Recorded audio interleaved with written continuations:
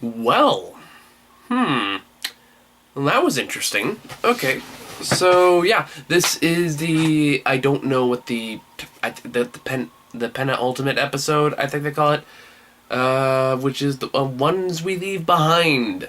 Um, a decent episode, not as strong as the one before, but it had a couple pretty good moments. Again, the ending's really solid. Um, I mean, it doesn't help that it's coming right off the heels of the last episode, which was a fucking great episode. Oh, and one more thing I wanted to talk. I actually wanted to bring up that episode I forgot to talk about in the previous episode, the previous vlog, was that I still like Vanessa as a character. I'm really curious to see where they're going with her. Match made in heaven. Like, this is right there with, like, depending on where they go with this, I'm assuming Fisk will be back for the next season. I don't know. We'll see what happens in the finale. But I really, again, really liking the dynamic between Fisk and Vanessa. I want to see how that goes. Vanessa's a cold-hearted bitch. Love it. Love it to death. Anyway, so moving on to this one. This one is very much Daredevil versus Gao. Kind of an interesting time to kind of bring this up. I kind of feel like they should have done this sooner, but regardless. One of the things I didn't like from the previous episode was that Foggy was still doing the moping and the whining and the, oh, Murdoch didn't trust me, blah, blah, blah, and they're still doing that in this episode, and I'm kind of like, okay, guys, like, even Karen's like, dude, shut the fuck up and make nice. That's kind of where I'm at. It's like, it's kind of like the misunderstanding or the romantic, like, any of them cliches, like, I know exactly the storyline's going to end, why are we wasting so much time on it, but especially on a show that so far has been really good at twisting expectations, and even like the stuff that has been, it's kind of cliche, it's still been done pretty well. This is the one case I feel like it's just not as strong as they want it to be. So what happened? So what is this episode about? This episode is about basically Daredevil hunting down Madame Gao, who, I haven't talked to her much about this vlog series, but really now that this episode is over, now I'm really curious, because they're clearly building her up for the next season. Again, building into, like, the ninja, almost supernatural side of the Daredevil character. They don't directly say supernatural, but it's certainly implied, because, trying to think, what does happen in this episode, now that I mention it? Oh yeah, Fisk is out for blood, because, of course, that was a really good scene, is Fisk finds out that, of course, Wesley died, and, yeah, he's not happy about it. He thinks it might be the Japanese, he's not sure who did it. He starts to track down Karen. I'm kind of surprised that, there's actually, the great opening scene is, it's coming back to me now. It's late, I'm tired. It starts out immediately with Karen coming back after just shooting Wesley and just dealing with the emotional fallout of that decision. Although it's implied that maybe she's done it before. So, again, I'm curious to see where that goes. Maybe a little rest on the next episode. I don't know. Oddly enough, this episode's longer than the finale, which is kind of weird to me, but whatever. And then there's kind of a holy shit moment that unfortunately is a dream sequence, but it would have been so great if that was actually happened. She immediately just grabs a nearest bottle of alcohol, heavy liquor, and just starts chugging it down in bulk. And of course wakes up, starts chugging some more, and then she turns around and Fisk is just standing right there, and he starts monologuing right before he goes to kill her, and I was like, oh my god, it would have sucked if Karen died that way, but how amazing would it have been if that actually happened, that wasn't a dream sequence. That would have been so amazing, I would have loved that, that would have been great, that would have been bold. But no, it was a dream sequence. That being said, they do kind of do that in the end, so I guess it kind of makes up for it. So while that happens, Yurik is still doing his own investigation and decides that he's going to publish a story one way or another, regardless of how much facts he actually has. But the publisher says, no, we can't do this, and at which point Yurik kind of figures out that he's probably under Fisk's payroll, which, as it turns out, he is. And he gets fired from the Bulletin. But he decides, no, I'm going to publish a story anyway. So he goes online to publish it, and what happens there is... spoiler for the episode, by the way. I'm kind of jumping... I'm focusing on the Yurik storyline first. That's obviously, like, the big selling point of the episode, at least it is for the last 5 minutes, is that right off the bat, I could tell this character was going to die. I didn't want him to die, but I can see the signs. I can see the foreshadowing, because after he gets fired, he goes to his wife in the hospital. And she gives an inspirational speech to tell the truth and do good and be the good man we know you to be. And he's like, all right, I'll do it. And then he goes on the phone with Karen. And right off that, like right as soon as she has a conversation with his wife, I'm thinking, oh no. Oh no. And then when he's walking back to his car, he's talking to Karen on the phone. And I'm waiting for something to happen at this point. I'm waiting for something to happen, because I'm sitting there like, okay, he's in a dark alley, he's walking to his car, someone's gonna jump him. But nothing happens. He starts talking, like, I'm gonna tell the truth, I'm gonna preach to the internet, I'm gonna tell anyone who will listen about the truth, and blah blah blah and all that stuff. And it's doing the happy end. It's almost like doing the last day of retirement kind of thing. And when he's saying all that stuff, I'm like, oh no. Oh no.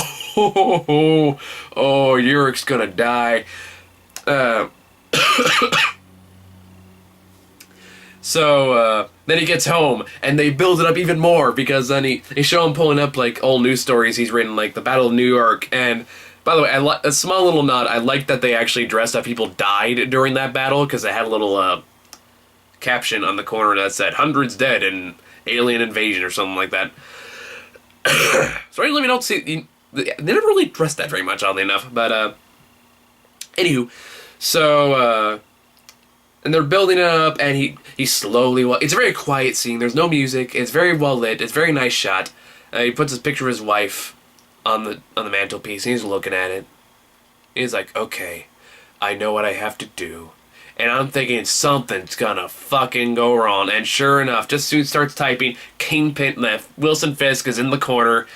And to their credit, they have a really good scene together. Again, the show is good at playing tropes from, oddly enough, more dramatic movies. It knows it's not constrained by the same, more optimistic views the movies tend to have. This one is more free to explore, like, this almost feels like a scene from, like, The Godfather or something like that. And just how well shot and how well acted it is. And they have a very good discussion about, like, the nature of humanity, like whether or not people will believe him, or if they're even interested in believing him. I was a little disappointed they kind of went, like, this is kind of social commentary I'm kind of tired of hearing, because I honestly don't believe it's really relevant anymore. Or at least not as relevant, I should say. Because his whole thing is like, people are more interested in celebrity weddings and cat photos, and I'm doing my best Fisk impression, but it's probably coming off more like Batman.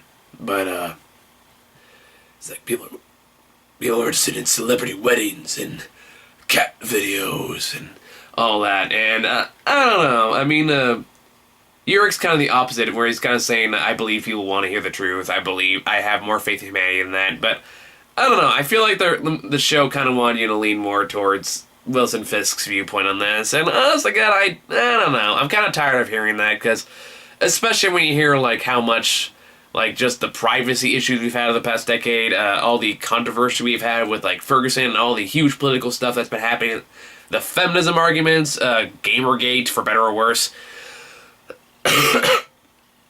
I don't know. I don't buy that we're not interested in the truth at this point. I think we're very interested, and we'd be very interested in this particular story. What I did like about that monologue, though, is the fact that Fisk didn't really care. I mean, he did care, but not too much about what Yurik was going to say. I think he felt pretty confident that even if he did publish the article, he'd be able to handle it. What pissed him off is that he got his mother involved. Whoa. People are below my... Okay. Woo. Okay, sorry. That phone blew up there for a second.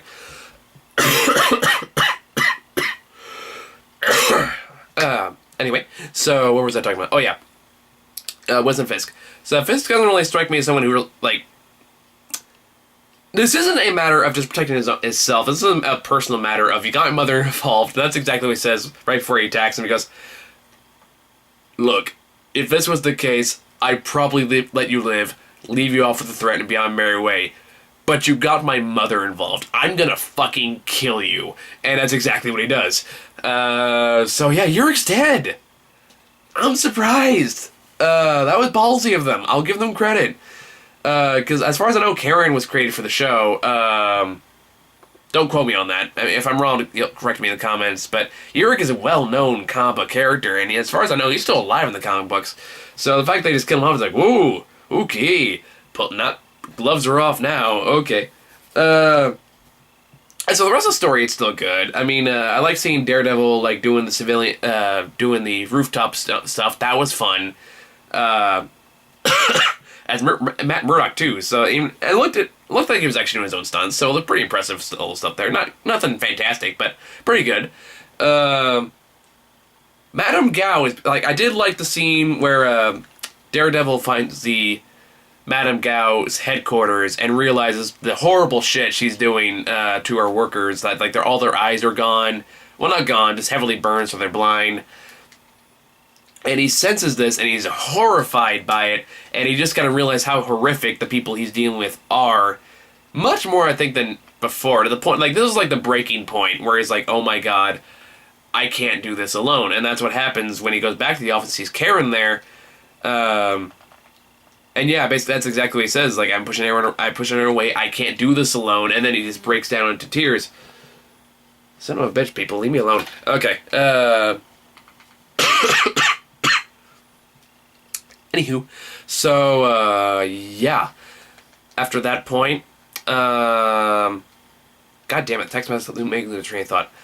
But, apparently, Madame Gao could kick some ass. This is where I'm thinking they're implying the supernatural element, because, of course, he confronts Madame Gao, and she does the whole thing like they were burned out their own eyes for honor, and now you've taken like their purpose away from them, and now they'll have nothing left, and blah blah blah. Right before she like does like fucking karate kung fu punch and like knocks him halfway across the room. So I'm willing to bet that's gonna play into the hand stuff. That I'm willing to bet they're saving for next season. I was thinking about it. We actually haven't got a lot of Daredevil main villains yet. I mean, we've got Kingpin, of course. That's the big one. But we haven't seen Elektra. We haven't seen Bullseye. I guess they're saving that. I'm assuming they're saving that for season 2. Yeah, Bullseye's the big one. I'm surprised I haven't even like mentioned him or referred to him at all yet. So, no, curious. They'll probably introduce him all. I'm assuming the way this is kind of going, the next season is going to be much more about the supernatural and much more about the hand, as well as the Daredevil actually fitting into the role of a superhero, which I'm assuming is going to happen in the next episode, because it's called Daredevil, so, yeah. Other than that, there was a big reveal that it turns out that, not Wesley, Leland and Madame Gao were in cahoots together to try to get Vanessa out of the way. So that was interesting. I don't know. It's one of those I probably should have seen coming. I kind of suspected Leland might be involved. I wasn't so sure. But yeah, it's a good twist. I mean, it wasn't like, ooh, ah. I mean, like the Yurik thing that came after that was much more surprising. But now what I'm curious is, like, Leland is alone now. So I'm wondering if they're kind of turning, so maybe he'll go the supervillain route. I mean, I don't see that actor doing any major kung fu scenes, so we'll see what happens with that. Will he become the Owl? Will he not? I don't know. I'll be curious to see. So, yeah, not the best way to lead into your finale, but it's still a solid episode, I'd say. So, yeah, now we just have the final episode. We are almost done. We'll probably do the finale with Grant, and then he and I will do our season 1 impressions, because I know he's watched all these episodes by now. So, thank you all for watching. See you all next time.